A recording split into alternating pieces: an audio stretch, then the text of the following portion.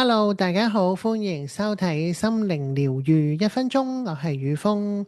今集嘅題目就係大圓滿嘅修辭如何讓我哋感到自由同埋幸福。大圓滿嘅教導並唔係想我哋變得好抽離、好冷漠或者完全冇感覺嘅人。相反地，大圓滿嘅修辭其實邀請我哋全然咁樣去感受生命中嘅一切，包括喜悅、哀傷、愛同埋失落。但係個關鍵在於，當我哋好鍾意某樣嘢嘅時候，我哋就會開始 grasping 啦，就為自己打咗一個執着嘅結。同樣嘅地，當我哋唔中意某樣嘢嘅時候，我哋都打咗一個抗拒嘅結。用我自己嘅例子，就係我嘅工作係照顧臨終嘅病人，當佢哋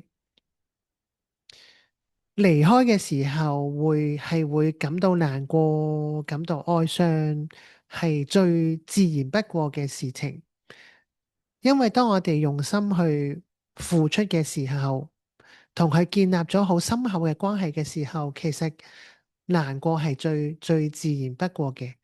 但係當我哋能夠覺知到哀傷嚟嘅時候，讓佢嚟；哀傷走嘅時候，讓佢走。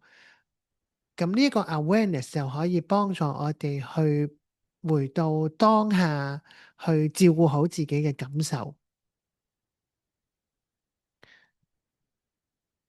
大圓滿所教導嘅或者佢嘅信息就係允許一切如實咁樣發生，唔去壓抑，唔去逃避，而係感受每一個當下真實嘅樣貌，唔將自己綁喺任何嘅經驗，無論你係中意或者唔中意，都讓佢自然咁樣流動。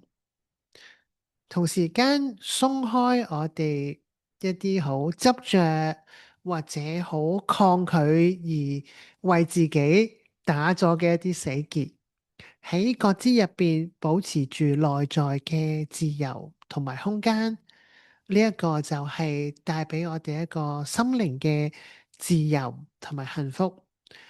而大圓滿嘅智慧可以總結為一句說話，就係經驗住一切，又唔執着於任何嘅經驗。多謝你收睇心靈療癒1分鐘呢個 YouTube channel。如果你中意我哋嘅資訊，邀請你免費訂閱我哋呢個頻道。期望喺下一集再同大家分享。拜拜。